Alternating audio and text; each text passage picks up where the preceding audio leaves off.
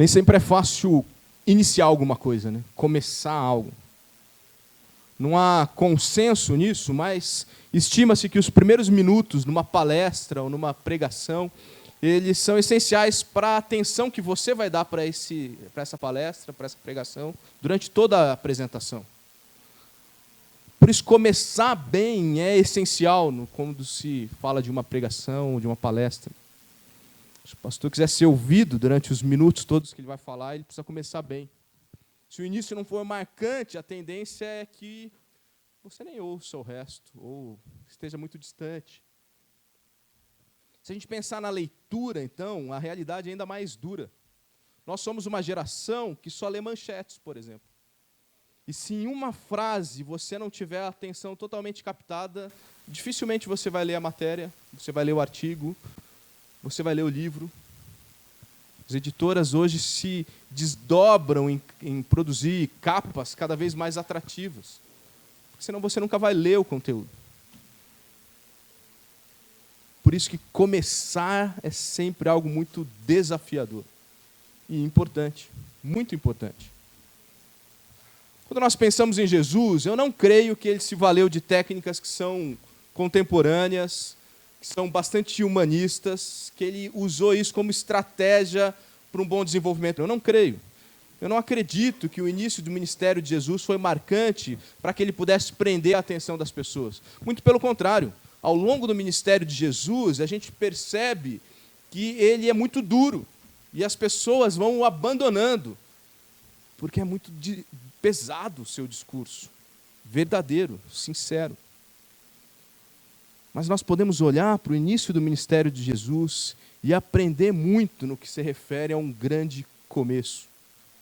Porque logo de cara nós vemos o arauto saindo de cena para a grande entrada do Redentor, daquele que de fato era o mais importante. E em 3 atos, Marcos vai descrever 2 situações no início do ministério terreno de Jesus Cristo: o batismo e a tentação. Antes mesmo que Jesus dissesse algumas palavras, antes mesmo que ele começasse a ensinar, antes mesmo que ele pregasse alguma coisa. Esses 2 atos, essas 2 situações, esses 3 atos e 2 situações, já nos ensinam muito com as atitudes de Jesus.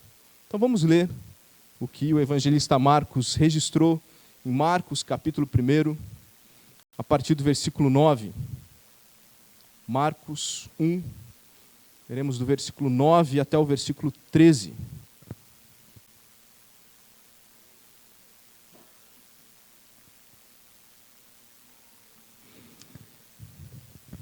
A palavra do Senhor diz assim: naqueles dias veio Jesus de Nazaré, da Galileia, e por João foi batizado no Rio Jordão.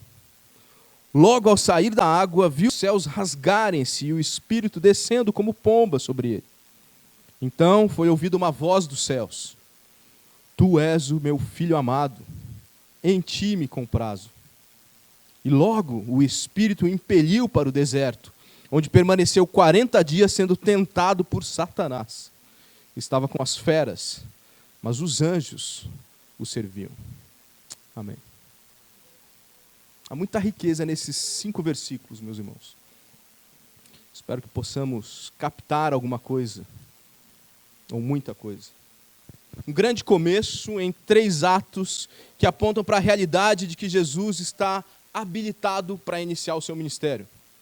Ele fora anunciado pelo arauto, batizado para demonstrar purificação, reconhecido pelas demais pessoas da Trindade, que com ele compõem a Trindade Santa, e ele venceu a tentação para mostrar tanto a sua humanidade quanto a sua divindade. Em cada um desses atos, nós temos valiosas lições para nós. Vamos vê-los então. O primeiro ato é o batismo, para iniciação. Achei uma foto aí de um trecho do Rio Jordão. Marcos é muito sucinto quando ele registra o batismo de Jesus. Ele se cala em alguns detalhes, como por exemplo, com relação à resistência inicial que João teve de batizar Jesus. Marcos não menciona isso. Mas ainda assim, em apenas 3 versículos, ele registra o que é mais importante. especialmente considerando os propósitos que ele tinha escrevendo para Romanos. Ele começa com a expressão naqueles dias. Naqueles dias, quais dias? Isso pode apontar para o fato de que naquela época, naqueles dias, o ministério de João Batista estava no auge. Então as pessoas saberiam, era naquela época de João Batista. Vocês lembram? Quando João Batista estava aí pregando no deserto? Qualquer um lembraria. Mas também aqueles dias aponta para o fato de que o ministério de Jesus estava prestes a começar. E esses dias realmente são muito mais importantes. Vocês lembram daqueles dias em que Jesus estava começando o seu ministério? Na sequência, ele registra de onde Jesus veio. Jesus veio de Nazaré. Nós sabemos que essa não é a cidade natal de Jesus. Jesus nasceu em Belém. Marcos não trata isso, mas Mateus e Lucas, que registram o nascimento de Jesus, deixam isso bem claro. Jesus também passou a primeira infância no Egito, mas Nazaré era a terra em que viviam seus pais. Foi ali que ele passou a maior parte da sua vida. Por isso ele é conhecido como o Nazareno, e não o Belemita, por exemplo. Marcos quer explicar isso para quem não é do contexto ali, para um romano. Jesus veio de Nazaré nesse momento. Então, o ministério dele foi desenvolvido aqui na Judéia, na Galileia, mas ele saiu de Nazaré, por isso ele é chamado de Nazareno. Marcos faz questão de deixar esse registro para que possam compreender quem é esse Jesus. Não é qualquer Jesus, é Jesus o Nazareno, Jesus o Cristo. Mas a principal informação do versículo 9 não é a época e não é de onde Jesus veio. A principal informação é que Jesus foi batizado. Isso é muito interessante. Por que nós batizamos as pessoas hoje em dia?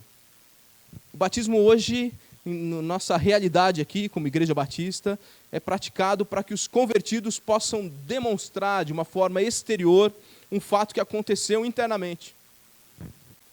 Nós praticamos o batismo como um símbolo da conversão, da morte para o pecado e o nascimento para a vida eterna. Por isso, quando batizamos, nós deitamos a pessoa dentro da água e a levantamos novamente. A conversão é uma realidade interna. Não pode ser vista. Com o tempo, ela deve ser percebida pelas atitudes, pelas mudanças de atitudes, pelas escolhas, pelo vocabulário, até pelo jeito de se vestir. Mas ela é algo interno. Imediatamente, ou mais facilmente, só quem percebe isso é Deus. Então, por isso, o batismo testemunha para qualquer um que vê esse ato, esse símbolo, que aquela pessoa morreu para uma velha vida, mas nasceu de novo para uma vida eterna. Eu creio sinceramente, por isso nós praticamos o batismo com esse propósito aqui na nossa igreja, que esse é o batismo que Jesus ensinou em Mateus 28, 18 a 20. Esse é o batismo ensinado pelas cartas às igrejas. Esse era o batismo praticado pela igreja primitiva, até essa herança que nós tivemos.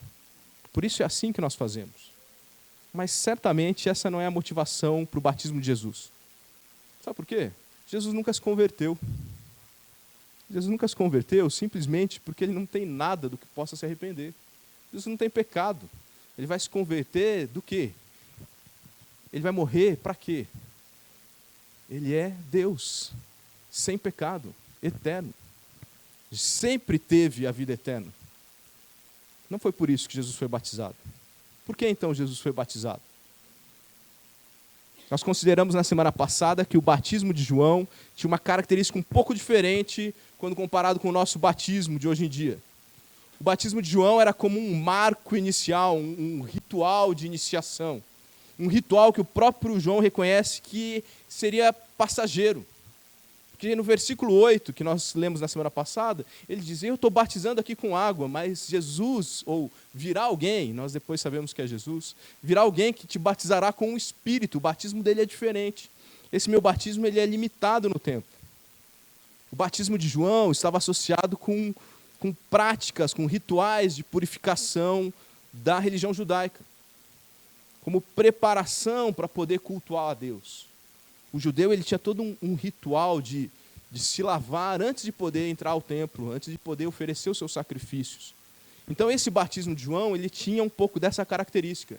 Estava purificando as pessoas, ainda que simbolicamente, para que elas estivessem preparadas para o início da sua vida cristã, da sua vida num relacionamento com Deus. Prepara o caminho para o Senhor, era a mensagem de João Batista, e por isso ele batizava. Mas eu também não creio que essa era exatamente a motivação de Jesus ao ser batizado. Se havia alguém que não precisava se purificar para manter um relacionamento com Deus, quem era esse alguém? Jesus. Porque ele é o próprio Deus. João 10,30, ele diz isso com todas as letras. Eu e o Pai somos um. Por que então Jesus foi batizado? Já estou ficando nervoso. Alguns reformados, como os presbiterianos, por exemplo, eles praticam o batismo como um ritual de inclusão na aliança de Deus com o seu povo. Eles compreendem que o batismo em nossos dias substituiu a circuncisão dos homens, que era praticada na época da lei. Por isso, eles praticam o batismo dos infantes. Por isso, os presbiterianos batizam as crianças. Com o batismo, eles simbolizam que mais uma pessoa foi incluída nessa aliança. Nenhum pedobatista, nenhuma pessoa que crê nesse tipo de batismo, e seja sério, né? Eu não conheço todas as pessoas, mas as que eu conheço que sejam sérias, as que eu li a respeito, nenhum deles crê que o batismo salva, o batismo garante a salvação. A salvação mesmo da criança que nasce numa igreja, numa família cristã e é batizada na infância, ela só é confirmada mais tarde com a conversão. Mas eles se utilizam desse batismo como símbolo do pacto. Por isso eles compreendem que é uma obrigação. Mas eu também não creio que a motivação de Jesus para se batizar tenha sido essa. Jesus não precisa de símbolos de pacto. Sabe por quê? Porque Jesus é o próprio símbolo do pacto. É a sua morte e ressurreição que garante a nossa aliança com Deus. Se não existisse Jesus, não existiria aliança nenhuma. Não existiria pacto, os símbolos seriam vazios. Porque a nossa esperança de vida eterna está firmada na encarnação, morte e ressurreição de Jesus, o Cristo. Então ele não precisava do batismo por causa disso. Por que então Jesus foi batizado?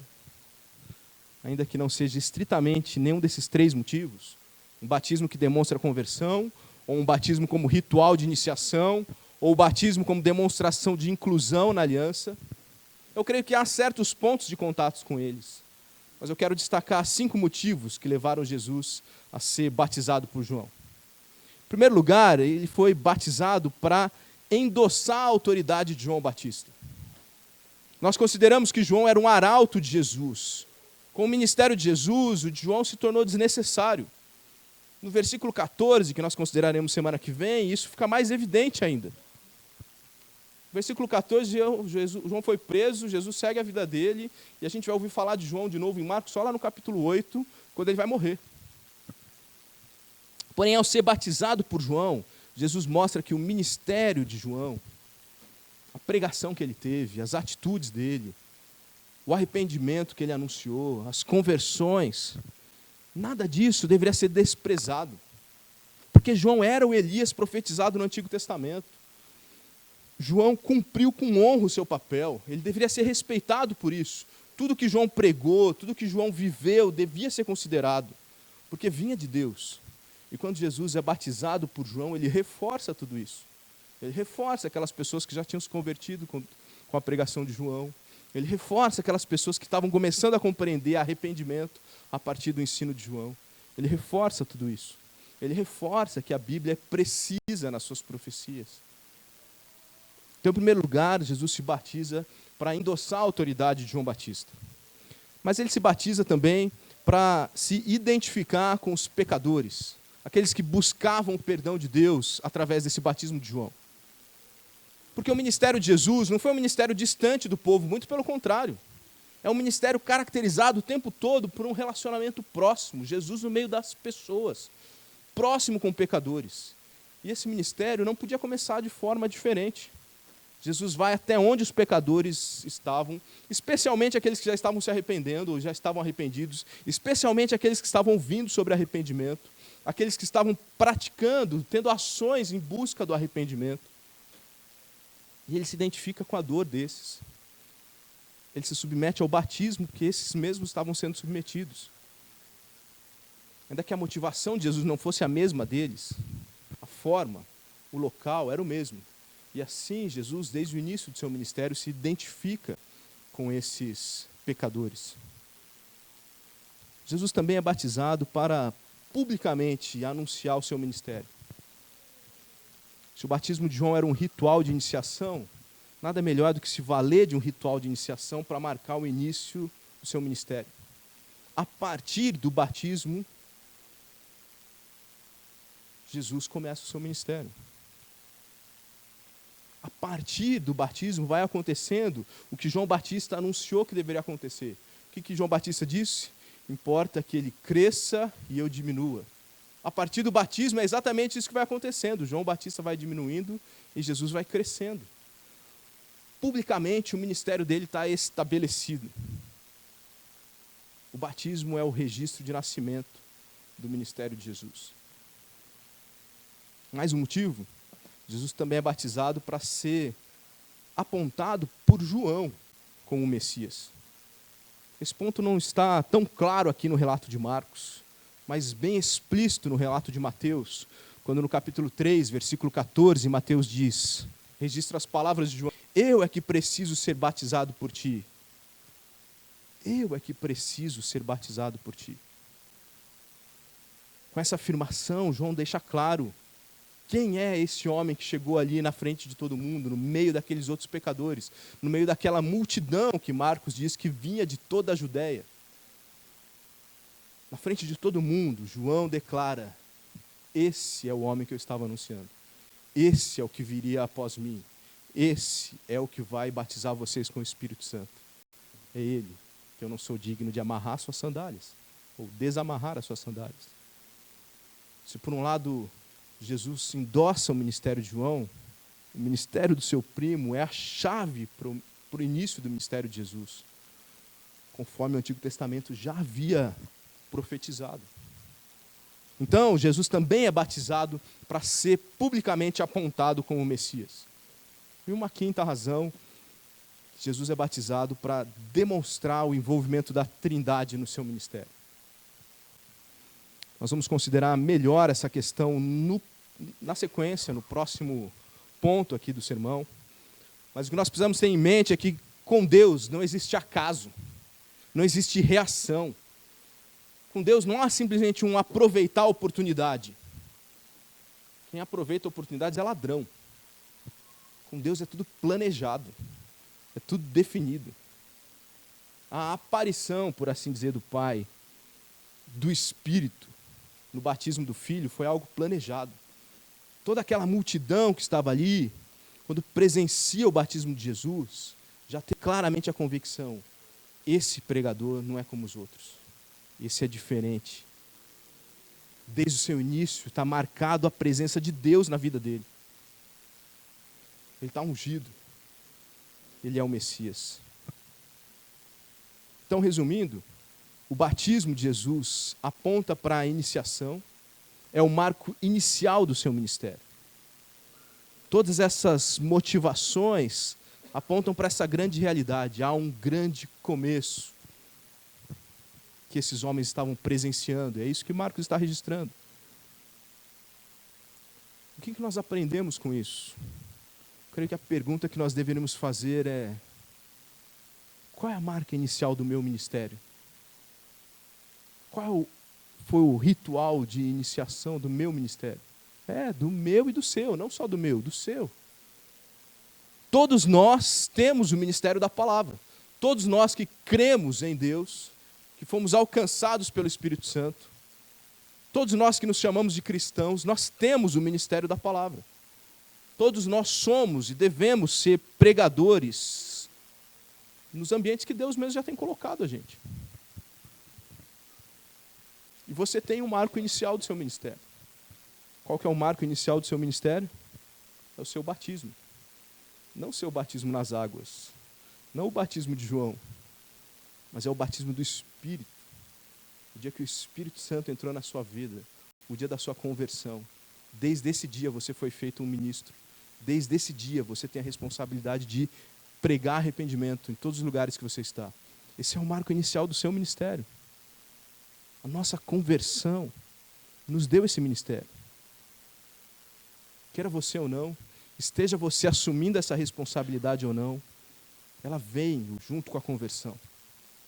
Todo cristão ou é um missionário ou é um impostor. Você tem cumprido o seu ministério desde o início? Desde o batismo? Desde o batismo de Deus na sua vida, o batismo do Espírito Santo? O batismo demonstra a iniciação. O segundo ato é a Trindade presente para aprovação. Se o batismo é o marco inicial do ministério terreno de Jesus, nele nós temos uma presença marcante que comprova a aprovação que esse ministério tinha. Eu não acredito que há outro relato bíblico que apresente as três pessoas da Trindade de uma forma tão visual quanto nesse texto aqui. Primeiro a gente precisa considerar o seguinte: nem todas as vezes que Marcos usa a expressão logo, ou que às vezes em algumas versões ou em outros versículos é traduzido como imediatamente, essa é uma palavra muito característica de Marcos. Ela vai aparecer mais de 40 vezes no Evangelho. Mas nem sempre que Marcos usa essa expressão significa que de fato as coisas aconteceram no instante seguinte. Marcos, na verdade, ele dá um ritmo para o seu evangelho. Logo, imediatamente. Então, nem sempre que você lê logo, pense cronologicamente, porque esse não é um pensamento de um judeu escrevendo. Mas nessa ocasião específica, tudo indica que sim. Pela construção aí do texto. Diz que ele saindo da água, os céus se abriram. Então foi algo miraculoso, imediato, espantoso. Muitos que estavam ali estavam acostumados a ver batismo, tinham sido batizados, estavam vendo outros batismos, provavelmente João estava batizando uma pessoa atrás da outra. Mas de repente vem um homem, e quando ele sai da água, e essa expressão que está presente aqui em Marcos, né, é muito importante para nós batistas, ao sair da água, né, não a água escorrer por ele, né, ao sair da água, os céus se abrem e vêm as outras duas pessoas da Trindade. Tão logo ele cumpriu o protocolo que era esperado dele, as outras duas pessoas da Trindade marcam presença. Primeiro, o Espírito Santo aparece na forma de uma pomba. Por que uma pomba? Pomba poderia indicar santidade, pureza, é uma forma, um encorajamento, a mansidão, tudo isso que vem do ministério do Espírito Santo. Porém, a pomba é o símbolo da paz, não só para a gente hoje. Ela é o símbolo da paz desde a época de Noé. Desde depois do dilúvio, a pomba se tornou um símbolo da paz. Nós já consideramos isso aqui quando estudamos Jonas, né? Que Jonas é pomba em hebraico. Por isso que a forma assumida pelo Espírito, como pomba, ela aponta para o centro do ministério de Jesus. O centro do ministério de Jesus era promover a paz. Não era acabar com as guerras, não era libertar Israel da dominação romana, não era a Pax Romana, essa que dava liberdade para as pessoas circularem por todo o império. Não, o centro do ministério de Jesus era a paz verdadeira, a paz do homem com Deus, com o Deus justamente irado por conta do pecado da humanidade. Paz verdadeira que só pode vir através do perdão dos pecados. Romanos 5:1 diz: justificados, pois, mediante a fé, nós temos paz com Deus. Por quê? Por meio de nosso Senhor Jesus Cristo. Jesus Cristo é que nos dá paz com Deus. Colossenses 1:18-20 diz: Ele é a cabeça do corpo, da igreja. Ele, Jesus, é o princípio, o primogênito de entre todos os mortos, para em todas as coisas ter a primazia, porque aprove a Deus que nele residisse toda a plenitude, e que havendo feito ele a paz pelo seu sangue na cruz, reconciliar-se consigo mesmo todas as coisas, quer sobre a terra, quer nos céus. A obra de Jesus, o centro da obra de Jesus é a cruz. E a realidade da cruz é colocar as coisas no eixo de novo e dar paz no relacionamento do homem com Deus. Desde o início do seu ministério, o Espírito Santo se materializa de uma forma que aponta ao centro do ministério desse homem, que não é um simples homem, é promover a paz. Nós poderíamos citar outros tantos textos, mas eu creio que esses já são suficientes para nos lembrar. Jesus veio trazer paz. Não uma paz como a do mundo, mas uma paz verdadeira e definitiva, como Jesus mesmo disse lá em João 14, 27. Desde o início do ministério de Jesus, a unção do Espírito Santo sobre ele demonstra que Jesus seria o nome da paz. Então, nesse momento, uma pergunta pode surgir. Por que Jesus precisava da unção do Espírito Santo? O Espírito Santo estava o qualificando para a sua missão? Divinamente falando, ele não precisava dessa unção.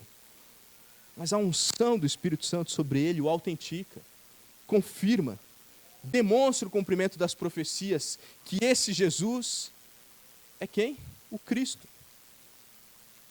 Que em hebraico é o Messias, que em português é o ungido. Ele foi reconhecido pelo Espírito Santo, ungido, porque ele é o prometido. Ele é o resgatador de Israel, ele é a esperança dos povos, ele é a salvação da humanidade, ele é o nome da paz. Por isso o Espírito Santo o unge em forma de pomba. Depois do Espírito descendo sobre o Filho, nós temos uma voz dos céus. E essa voz é identificada como a voz do Deus Pai. E essa voz diz duas verdades grandiosas que Marcos destaca. A primeira coisa que o Pai afirma é que Jesus é o Filho amado. A palavra amado não simplesmente declara afeição, mas traz a ideia de singularidade. É diferenciado, esse é o meu filho. João 3,35 diz: o Pai ama o Filho e todas as coisas tem confiado às suas mãos. O Filho amado que vai cumprir o plano da Trindade de resgatar a humanidade. Há uma completa aprovação do Pai nessa missão de Cristo, como mediador, como substituto. Há muito amor do Pai, não só pelo Filho, mas também pela humanidade, porque Ele não ofereceu do que sobrou, não ofereceu do resto, Ele ofereceu o seu Filho amado. Ele deu o seu melhor, Ele deu de si mesmo. Ele deu o Filho que é coeterno, coigual, uno em essência. É o Filho amado do Pai, que foi entregue para resgate da humanidade. Mas a voz também diz que Jesus é o Filho em quem o Pai tem todo o seu prazer.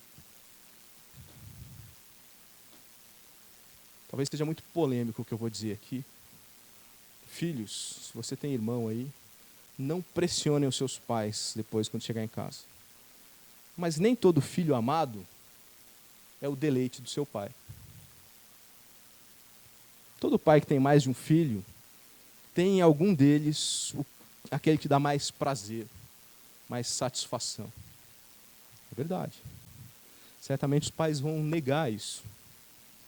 Pode ser que ao longo da história, aí, da convivência, da história da família, mude qual é o filho que dá prazer, dependendo da fase da vida, do momento. Mas sempre há um que está dando mais prazer ao pai do que o outro. Ainda que todos possam ser igualmente amados, há aquele em quem o pai se compraz. Ele tem prazer. Davi amava seu filho Absalão. Chorou amargamente quando seu filho morreu. Mas Absalão não era a alegria de Davi. Jesus não era apenas o filho amado, mas ele também era o prazer do Pai. O Pai se alegra nas ações do Filho. Quanto conforto nos traz esse simples parágrafo, 2 versículos. Porque ele indica que não somente o Filho ama os eleitos, a ponto de sofrer as angústias do inferno no lugar de cada um de nós, mas também que o Espírito coopera fortalecendo Jesus nessa obra. Para essa obra que o Pai, em vez de desaprovar, Ele tem prazer, Ele abre os céus para que a sua voz de aprovação seja ouvida por todos. Sigam o meu filho, eu tenho prazer no que ele faz, no que ele vai fazer. Eu estou entregando para vocês o meu filho amado. Esse parágrafo apresenta para a gente que todas as 3 pessoas da Trindade estão interessadas na nossa salvação. Isso é muito grande. Desde o início do ministério de Jesus está claramente definido. Há algo mais seguro e gratificante do que essa certeza? O Deus Trino está interessado na salvação. Talvez alguns possam se confundir com esse trecho, porque ela traz uma manifestação separada da Trindade, né, nesse momento. O Filho estava ali, sendo batizado, o Espírito aparece em forma de pomba, e não é essa pomba que fala, é uma outra voz, não é o Filho que fala. Um Deus Trino é um grande mistério para nós. Nós já estudamos esse tema recentemente na escola dominical. Mas as Escrituras revelam claramente que só existe um único Deus. Muitos textos dizem isso. Deuteronômio 6,4, por exemplo. Mas, ao mesmo tempo, esse texto que nós consideramos aqui, ele nos ajuda a compreender que esse Deus único, ele é trino ao mesmo tempo. O Pai não é o Filho não é o Espírito não é o Pai, mas ao mesmo tempo que o Pai, o Filho e o Espírito são um único Deus. É complexo. Sabe por que é complexo? Porque agora nós vemos essa realidade em partes, mas um dia nós compreenderemos essa verdade plenamente, como nos ensina 1 Coríntios 13:12. Quantas pessoas você conhece que sendo uma são 3? Eu só conheço Deus. Mas Deus nos deu 2 grandes exemplos. Obviamente, como exemplos, eles têm as suas limitações. Mas Deus deixou 2 grandes exemplos para nos ajudar a compreender a Trindade. O primeiro deles é o casamento. Desde o primeiro casamento, Adão diz: o homem deixa a sua família para trás e se une à sua mulher, e eles se tornam um só. Todos os casamentos de cristãos, eles têm que ser vistos pelas pessoas como um só. Um só. Quando eu digo que a Fabiola é minha metade, alguns corrigem. Não, a Fabiola é inteira. Né? Ela é inteira. Mas ela é minha metade. Porque juntos nós somos um. Separados, nós somos só metade. Nosso casamento e o seu casamento, se você é cristão, precisa o tempo inteiro simbolizar isso. Por isso que não separa. Por isso que Deus odeia o divórcio. Porque o casamento, porque o Deus Trino não se separa, não se divide. Isso nós temos que simbolizar isso, apresentar isso para isso. Lute para que o seu casamento mostre uma pessoa, mesmo você sendo 2. Esse é um dos exemplos que Deus deixou para a gente, de alguma forma, tentar visualizar ou imaginar a Trindade. O outro, para mim, é ainda mais misterioso. É a igreja. Porque a igreja é unidade na diversidade. A igreja, mesmo sendo muitos, ela é uma. Aí é mais difícil ainda, né? Se é difícil 2 parecerem um, que dirá 100. Mas o que as pessoas dessa cidade precisam olhar, quando vem essa igreja aqui, elas precisam olhar e ver uma igreja, é a Igreja Batista em Extrema. É um corpo só, representando o Deus Trino. Mais um exemplo que Deus nos deixou. Mas tenham fé e tenham paciência. Agora nós vemos em parte, mas um dia nós veremos face a face. Resumindo, então, a Trindade apresentada no batismo de Jesus, ela aponta para a aprovação divina do ministério de Jesus. O ministério dele não é individual, não é um plano pessoal, não é algo sem aprovação.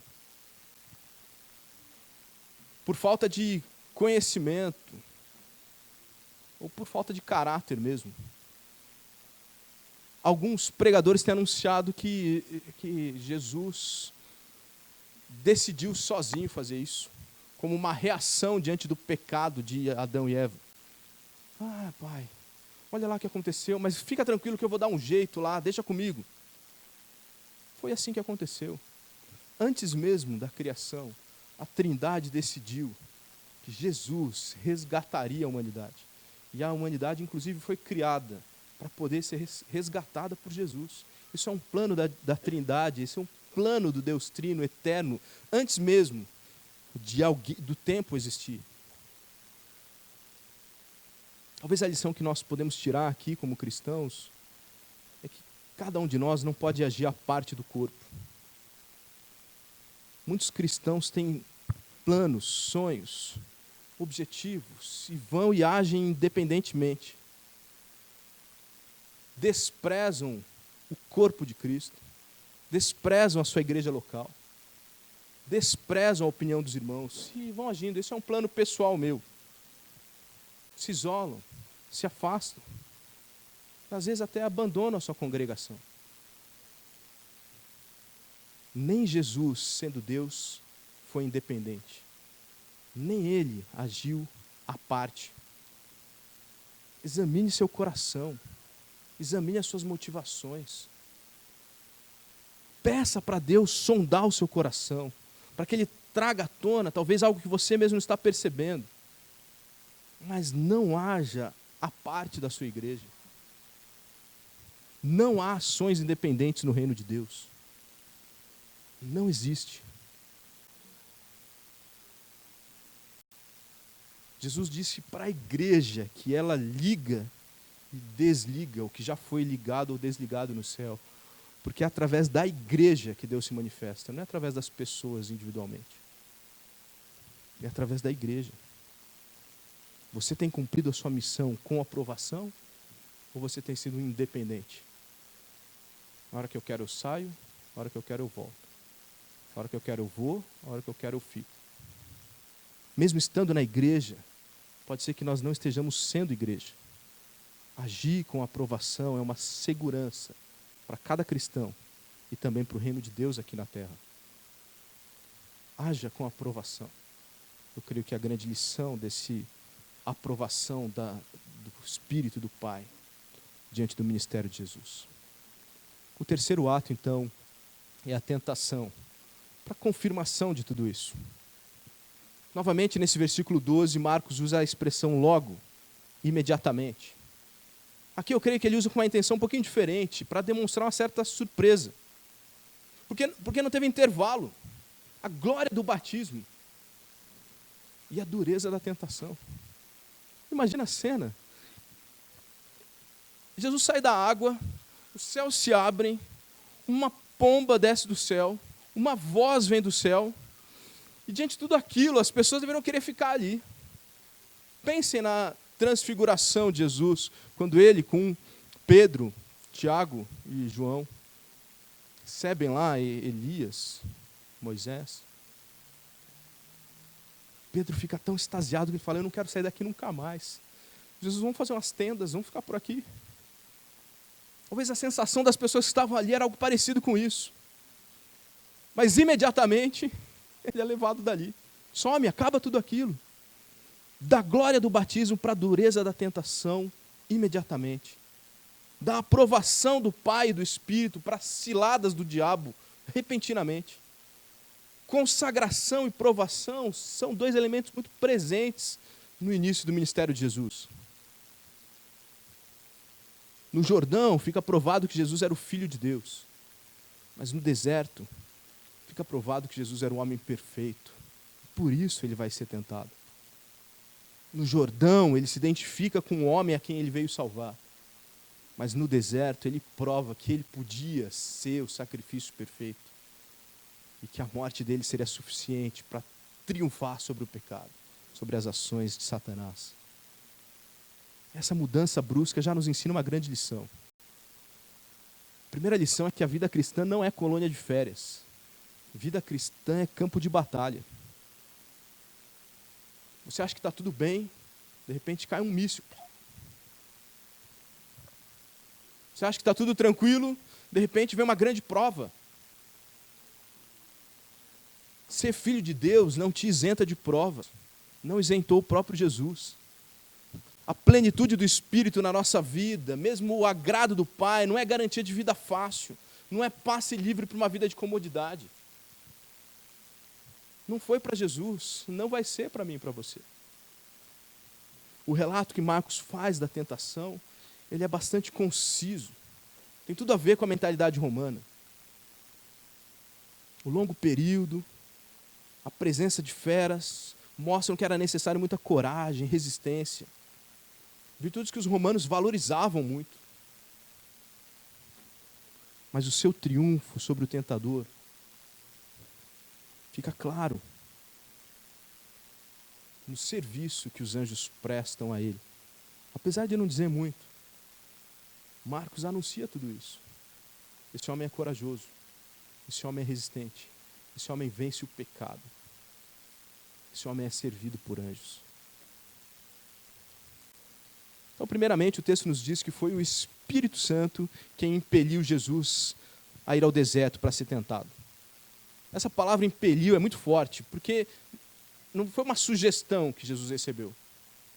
Talvez agora seja bom você ir lá para o deserto, se encontrar com Satanás. Aí ele pensa, acho que eu estou bem, acabei de me batizar, estou fortalecido, vou lá. Jesus foi jogado no deserto. Qual o propósito dessa tentação? Jesus precisava viver a experiência humana para ser plenamente homem em um sacrifício perfeito.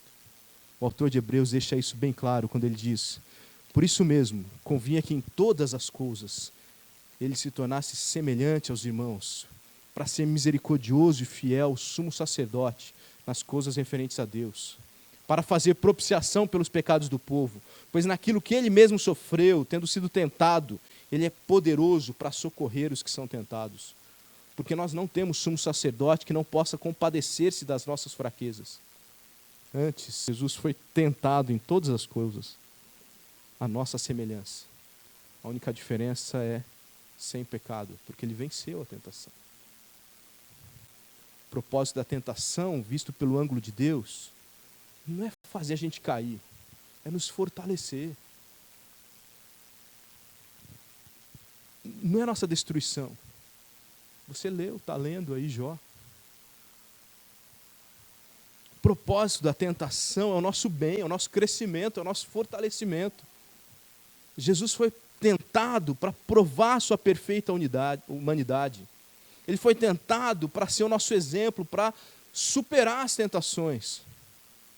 E ele foi tentado para derrotar o diabo, porque ele já faz isso desde o início do seu ministério. Essa tentação não foi algo arranjado por Satanás. Foi apontado pelo próprio Espírito. Foi acatado por Jesus, foi permitida pelo Pai. Nós sabemos que o diabo não tenta a ninguém se ele não tiver a aprovação de Deus. Mas ainda assim, nós não podemos diminuir o ato em si. Você não pode achar que isso foi apenas simbólico, uma encenação. Sabe por quê? A realidade da tentação, ela não está na possibilidade de cair daquele que é tentado. A realidade da tentação, ela está na intenção do tentador em derrubar. Sei que é difícil, eu vou repetir. A realidade da tentação, ela não está na possibilidade de quem é tentado cair. Não havia possibilidade de Jesus cair. Mas essa tentação é real porque o diabo tentou, se esforçou com todas as suas artimanhas, com todo o seu repertório, com todo o seu arsenal para derrubar Jesus. Quando Satanás sussurra uma tentação, ela é real porque a intenção é real. A intenção dele é real. Ainda que nenhum eleito vai se perder, o diabo verdadeiramente tenta tirar as pessoas dos braços de Deus. Talvez seja importante frisar que nós não temos que procurar a tentação assim como Jesus fez. Tá bom? Procurar a tentação não é propósito de Deus para nós. Era o propósito de Deus para Jesus Cristo. Na verdade, o que nós temos que fazer é fugir. Procurar o tentador foi coisa do Deus homem. Enquanto nós estivermos sendo tentados, o que nós precisamos é procurar mais ainda o Senhor. É nos aproximar dele para resistir no poder de Deus. Porque Satanás não é um ser mítico aí, lendário. Satanás não é uma ideia. Satanás não foi inventado na Idade Média para o controle da igreja sobre a população. Satanás é um anjo caído, um ser maligno, perverso, assassino, ladrão, mentiroso. É assim que ele é descrito nas Escrituras. Alguém que age sem trégua, sem parar, procurando todos os meios para atingir todas as pessoas, em todos os lugares, em todos os tempos. O seu grande alvo é perseguir o amado Filho de Deus e a sua noiva, a igreja. A grande obsessão do diabo é frustrar o propósito soberano de Deus. Se a gente pudesse aprender alguma coisa com o diabo, deveria ser essa determinação. Porque se você já leu a Bíblia pelo menos uma vez, você sabe qual é o fim da história para o diabo. E eu creio que o diabo não leu a Bíblia uma vez, leu muitas vezes. Ele sabe o que está reservado para ele. E assim ele age dia após dia, tentando mudar a história. Marcos não nos informa o conteúdo da tentação, como Mateus e Lucas fazem. Mas nós sabemos que Jesus, pelos outros evangelhos, foi tentado nas suas necessidades físicas. Jejuando por 40 dias, seu corpo estava debilitado, tinha fome.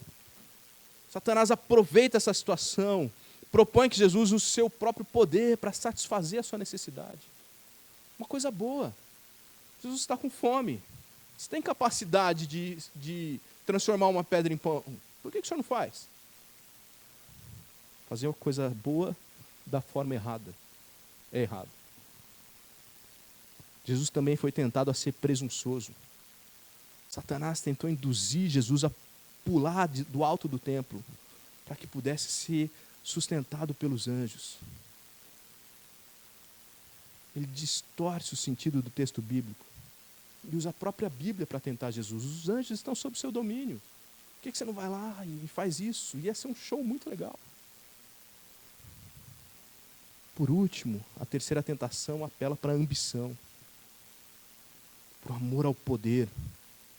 Satanás oferece para Jesus um reino sem cruz, em troca de algo tão simples.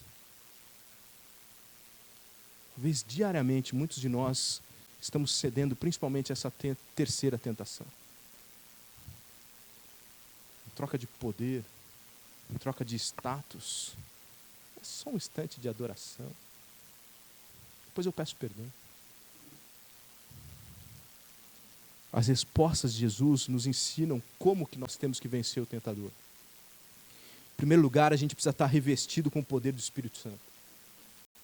Vencer o tentador é característica de cristão, não é característica de incrédulo. Dizia um amigo meu, o que esperar dos pecadores, a não ser que eles pequem mesmo?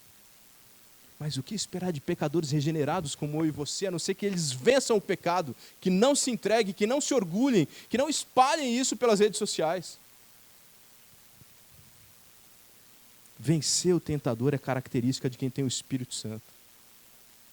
Para vencer o tentador também é necessário oração, a intimidade com Deus é o que nos fortalece. Jesus tem um ministério marcado por intimidade com o Pai, mesmo seu ministério terreno. O jejum também é prática importante na vida cristã. Porque quem jejua demonstra que tem saudade de Deus, que tem em Deus apenas o seu prazer, a sua alegria. O jejum tira os nossos olhos das coisas e nos ajuda a concentrar em Deus. Por último, para vencer a tentação, a gente precisa dominar a palavra de Deus. Jesus triunfa sobre o diabo citando a Bíblia. Mas o problema é que hoje a gente vive um analfabetismo bíblico que é preocupante. Crentes ignorantes são presas fáceis para o diabo. Conheça o livro que você diz que segue, para que você não faça coisas que Deus não pediu, em troca de coisas que Ele nunca prometeu. Por último, o texto vai informar que essa tentação ocorreu no deserto. Esse não é o mesmo deserto mencionado no versículo 4, porque não era simplesmente um lugar fora da cidade, mais afastado, como citado no versículo 4, mas é um clima de deserto, é o bioma do deserto. Além de ser um lugar ermo, ele era composto por aquelas areias escaldantes durante o dia, mas aquele clima muito gelado durante a noite, como é característica do deserto. É fisicamente muito desafiador permanecer no deserto. Como se não bastasse o clima, Jesus ainda estava cercado por feras. Isso ameaçava a sua integridade física o tempo todo. E nesse lugar, Jesus não ficou por 40 minutos, por 4 dias, por 4 semanas, ele ficou por 40 dias. O relato de Mateus dá a impressão de que Jesus passou esse tempo em jejum e no último dia ele foi tentado. Mas Marcos e Lucas evidenciam que Jesus foi tentado o tempo todo. Uma tentação sem pausa, sem trégua. Onde permaneceu 40 dias sendo tentado por Satanás. É o que diz o versículo 13. E aí sim vem o serviço dos anjos. Nós sabemos o tipo de serviço que foi executado pelos anjos, mas eu não creio que esse serviço foi um auxílio para vencer o tentador. Mateus 4,11 afirma que o serviço dos anjos foi prestado depois que o diabo foi derrotado.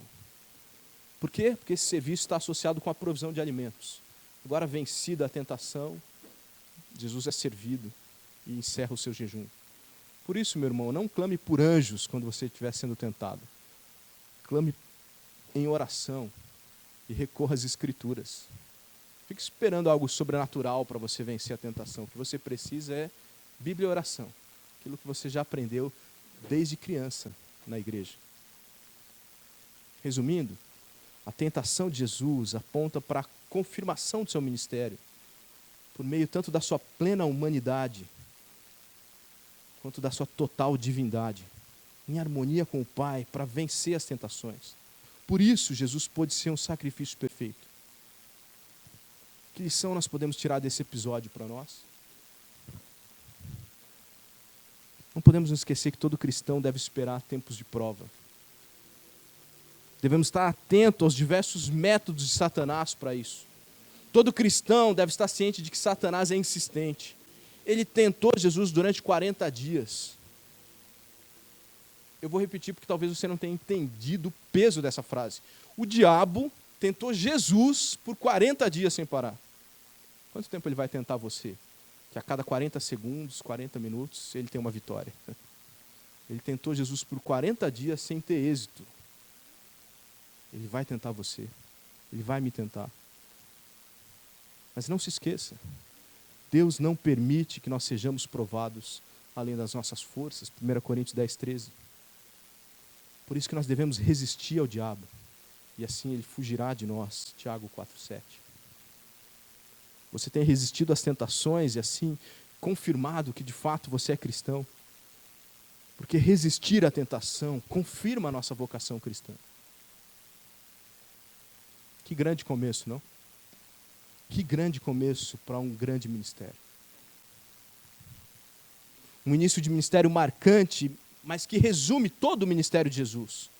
Desde o início, há a comprovação de que Jesus é plenamente Deus e plenamente humano. Desde o início, há o anúncio de arrependimento. Desde o início, há a demonstração de humildade. Desde o início, há a demonstração de que nós devemos resistir ao diabo. Desde o início, há a demonstração de que as Escrituras são seguras para o relacionamento do homem com Deus. Desde o início, há claramente um plano traçado por Deus.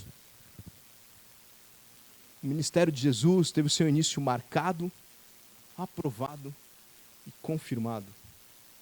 O meu clamor é que a partir do início marcado da sua nova vida, a conversão, nossas atitudes sejam aprovadas pelo Deus Trino e confirmadas por uma vida santa de quem foge do pecado e derrota o tentador pela fé e pelo poder do Espírito Santo em nós. Amém? Senhor Deus, eu sou grato